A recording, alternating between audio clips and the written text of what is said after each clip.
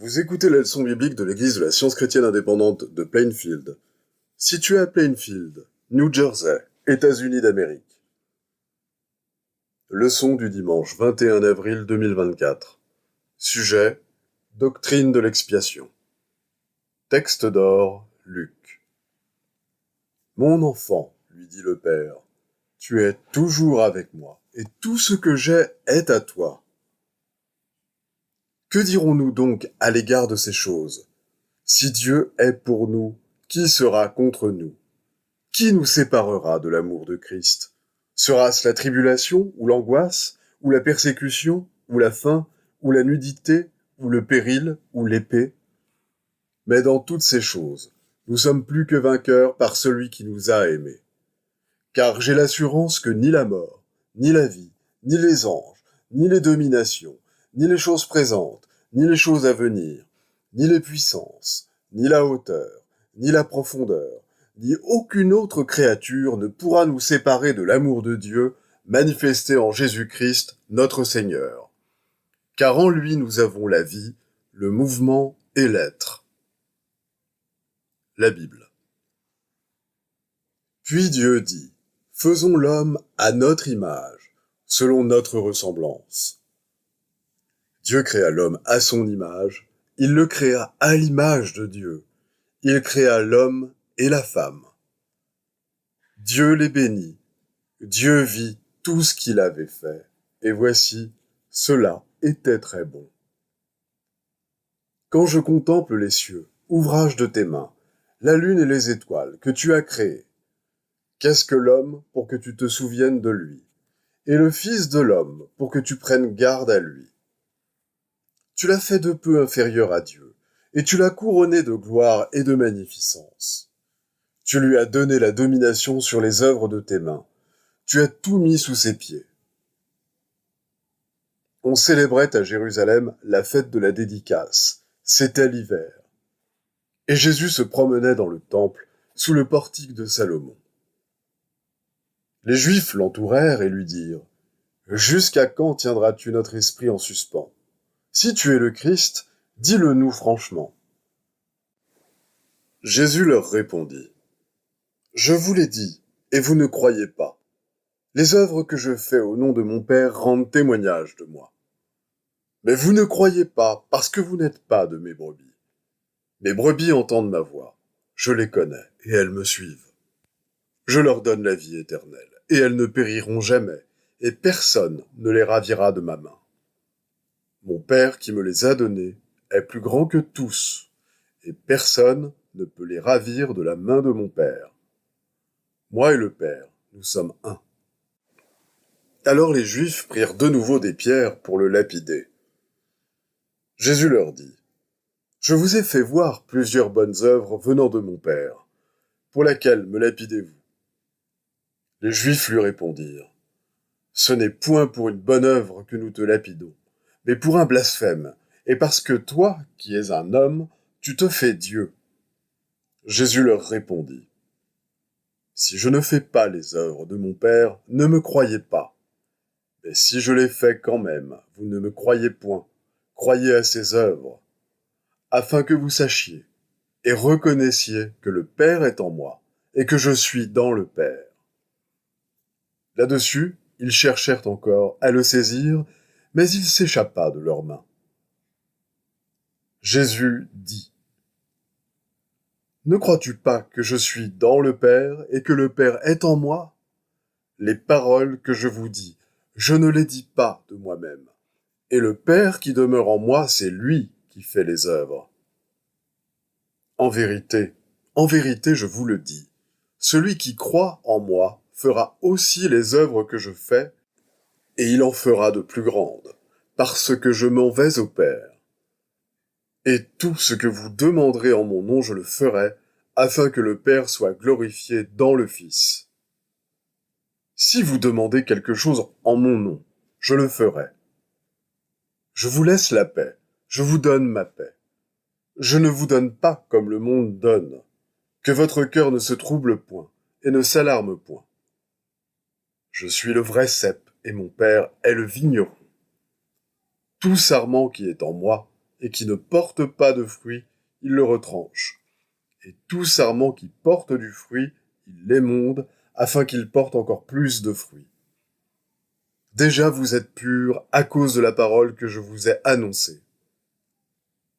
Demeurez en moi, et je demeurerai en vous, comme le sarment ne peut de lui-même porter du fruit s'il ne demeure attaché au cep. Ainsi, vous ne le pouvez non plus, si vous ne demeurez en moi.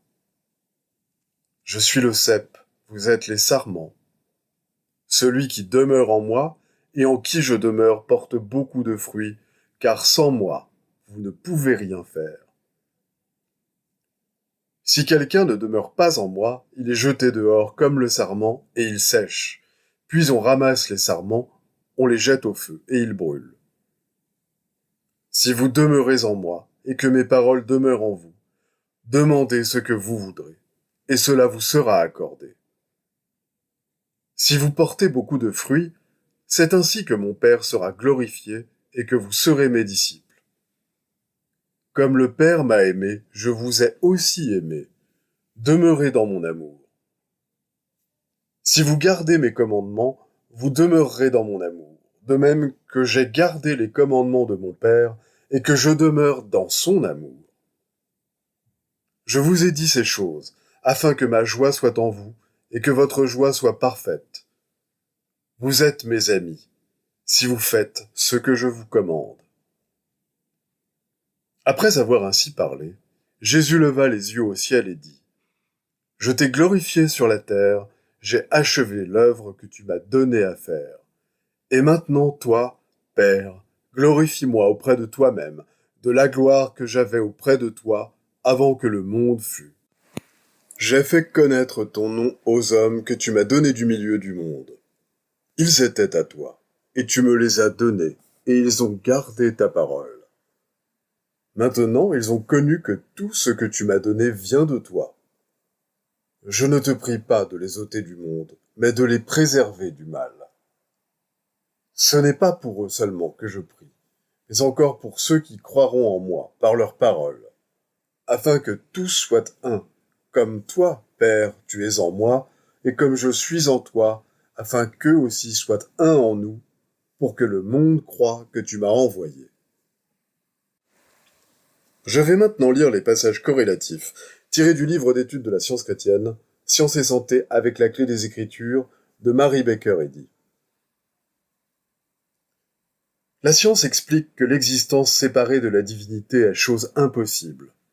De même qu'une goutte d'eau est une avec l'océan, un rayon de lumière un avec le soleil, de même Dieu et l'homme, le Père et le Fils, sont un dans l'être.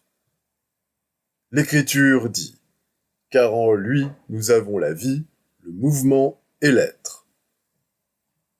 Dieu, le grand je suis, celui qui sait tout, qui voit tout, en qui est toute action, toute sagesse, tout amour, et qui est éternel. Principe, entendement, âme, esprit, vie, vérité, amour, toute substance, intelligence. Question. Qu'est-ce que l'homme ? Réponse. L'homme n'est pas matière. Il n'est pas composé de cerveau, de sang, d'os et d'autres éléments matériels. Les Écritures nous apprennent que l'homme est fait à l'image et à la ressemblance de Dieu. La matière n'est pas cette ressemblance. La ressemblance de l'esprit ne peut être aussi dissemblable à l'esprit. L'homme est spirituel et parfait, et parce qu'il est spirituel et parfait, il faut le comprendre ainsi en science chrétienne. L'homme est idée, l'image de l'amour. Il n'est pas physique. Il est l'idée composée de Dieu, incluant toutes les idées justes. Le terme générique pour tout ce qui reflète l'image et la ressemblance de Dieu. L'identité consciente de l'être, telle qu'elle est révélée dans la science, où l'homme est le reflet de Dieu, l'entendement, et par conséquent est éternel. Ce qui n'a pas d'entendement séparé de Dieu, ce qui n'a pas une seule qualité qui ne dérive de la divinité, ce qui ne possède ni vie, ni intelligence, ni pouvoir créateur qui lui soit propre, mais reflète spirituellement tout ce qui appartient à son Créateur. La croyance que l'homme a une existence ou un entendement en dehors de Dieu est une erreur qui va vers son déclin. Jésus combattit cette erreur avec la science divine et en prouva le néant. Jésus de Nazareth enseigna et démontra que l'homme et le Père ne font qu'un, et nous lui devons pour cela un hommage éternel. Sa mission fut à la fois individuelle et collective.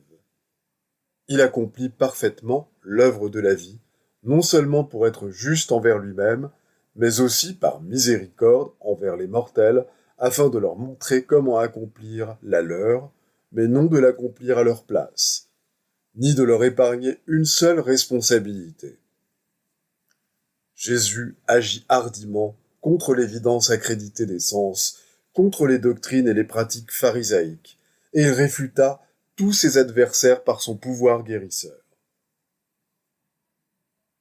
Jésus insista sur le commandement « Tu n'auras pas d'autre Dieu devant ma face », ce qui peut être rendu par « Tu ne croiras pas que la vie est mortelle, tu ne connaîtras pas le mal, car il y a une seule vie, savoir Dieu, le bien. » Il rendait à César ce qui est à César, et à Dieu ce qui est à Dieu. Il ne rendit finalement aucun hommage aux formes de doctrine ni aux théories des hommes, mais il agit et parla selon ce qui l'animait, selon l'esprit, non les esprits. Il enseigna à ses disciples que sa religion avait un esprit divin qui pouvait chasser l'erreur et guérir à la fois les malades et les pécheurs. Il ne prétendait à aucune intelligence, aucune action, aucune vie en dehors de Dieu. L'avènement de Jésus de Nazareth marqua le premier siècle de l'ère chrétienne, mais le Christ est sans commencement d'année ni fin de jour. À travers toutes les générations, tant avant qu'après l'ère chrétienne, le Christ, l'idée spirituelle, le reflet de Dieu, est venu avec quelques mesures de puissance et de grâce à tous ceux qui étaient prêts à recevoir le Christ, la vérité. Abraham, Jacob, Moïse et les prophètes entrevirent de glorieuses lueurs du Messie, le Christ, qui les baptisèrent dans la nature divine, l'essence de l'amour. L'image divine, idée où le Christ était, est et sera à jamais inséparable du principe divin, Dieu. Jésus fit allusion à cette unité de son identité spirituelle en ces termes. Avant qu'Abraham fût, je suis. Moi et le Père, nous sommes un. Le Père est plus grand que moi. L'unique esprit renferme toutes les identités. Par ces affirmations, Jésus entendait non pas que le Jésus humain était ou est éternel, mais que l'idée divine ou le Christ était et est éternel et par conséquent antérieur à Abraham. Non pas que le Jésus corporel était un avec le Père, mais que l'idée spirituelle, le Christ, demeure pour toujours dans le sein du Père, Dieu, d'où elle illumine le ciel et la terre. Non pas que le Père est plus grand que l'Esprit, qui est Dieu, mais qu'il est plus grand, infiniment plus grand, que le Jésus corporel dont la carrière terrestre fut brève. Dieu, le principe divin de l'homme, et l'homme à la ressemblance de Dieu sont inséparables, harmonieux et éternels. La science de l'être fournit la règle de la perfection et met l'immortalité en lumière. Dieu n'est pas l'homme, et l'homme n'est pas Dieu. Mais dans l'ordre de la science divine, Dieu et l'homme coexistent et sont éternels. Dieu est l'entendement père, et l'homme est le rejeton spirituel de Dieu. Pour être vraiment heureux, il faut que l'homme s'harmonise avec son principe, l'amour divin. Il faut que le Fils soit en harmonie avec le Père, qu'il soit conforme au Christ. Selon la science divine, l'homme est dans un état aussi parfait que l'entendement qui le forme. Dieu est le créateur de l'homme, et le principe divin de l'homme demeurant parfait, l'idée divine ou reflet, l'homme, reste parfaite. L'homme est l'expression de l'être de Dieu. La relation de Dieu à l'homme, du principe divin à l'idée, est indestructible dans la science, et la science ne connaît ni déviation de l'harmonie, ni retour à l'harmonie, mais elle affirme que l'ordre divin, ou loi spirituelle, dans lequel Dieu et tout ce qu'il crée sont parfaits et éternels, est demeuré inchangé dans son histoire éternelle. L'unique ego, l'unique entendement, ou esprit, appelé Dieu, est individualité infinie, qui donne toute forme, toute grâce, et reflète en l'homme et les choses individuelles et spirituelles la réalité et la divinité. Il est impossible que Dieu ait jamais communiqué un élément de mal, et l'homme ne possède rien qui ne lui vienne de Dieu. Le révélateur nous dit qu'il vit un nouveau ciel et une nouvelle terre. Vous êtes-vous jamais représenté ce ciel et cette terre, habités par des êtres que gouverne la sagesse suprême? Débarrassons-nous de la croyance que l'homme est séparé de Dieu et n'obéissons qu'au principe divin, la vie et l'amour. Voilà le grand point de départ de toute vraie croissance spirituelle. Les devoirs quotidiens de Mary Baker Eddy. Prière quotidienne. Il sera du devoir de tout membre de cette Église de prier chaque jour. Que ton règne vienne, que le règne de la vérité, de la vie et de l'amour divin soit établi en moi et élimine de moi tout péché, et puisse ta parole enrichir les affections de toute l'humanité et la gouverner. Règles pour les mobiles et les actes. Ni l'animosité, ni un attachement purement personnel ne doivent déterminer les mobiles ou les actes des membres de l'Église mère.